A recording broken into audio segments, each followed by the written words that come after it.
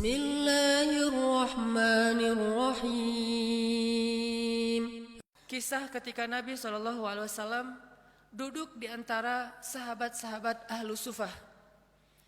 Ahlu Sufah itu adalah istilah untuk segolongan sahabat yang miskin, yang mereka makan roti dari bahan yang kasar. Rotinya itu kasar dan keras, sehingga kalau ingin dimakan, roti itu harus direndam dulu dengan air baru bisa dimakan. Saking kasar dan kerasnya roti ini. Dan dalam bahasa Arab ini diistilahkan dengan qadid. Ketika Nabi duduk di antara para sahabat miskin, lalu mereka menghidangkan roti-roti yang keras di hadapan Nabi, lalu mereka merasa tidak enak hati karena malu kepada Rasulullah, menganggap Rasulullah tidak pantas makan roti seperti yang mereka makan. Apa kata Nabi? Sesungguhnya saya adalah anak seorang perempuan yang biasa makan qadid. Sesungguhnya saya adalah anak seorang perempuan yang biasa makan qadid. Nabi ingin menempatkan dirinya sama dengan yang lain, sehingga yang lain tidak merasa canggung kepada beliau. Dan beliau mengatakan, saya sudah biasa makan makanan seperti ini dari dulu juga. Jadi kita sama. Akhirnya para sahabat merasa nyaman makan bersama Rasulullah SAW.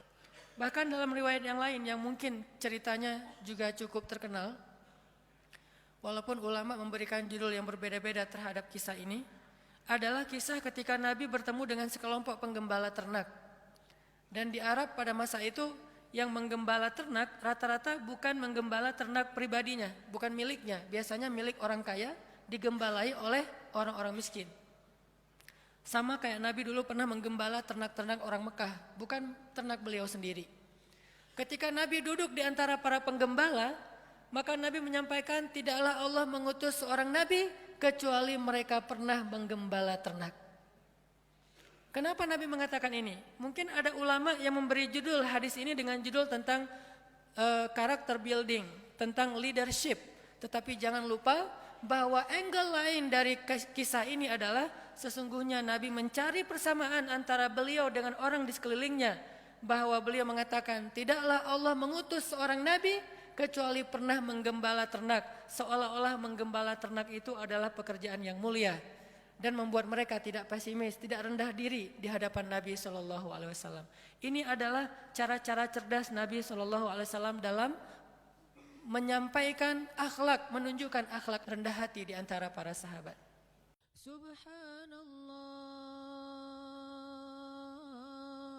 walhamdulillah wa la ilaha illallah wallahu akbar. Subhanallah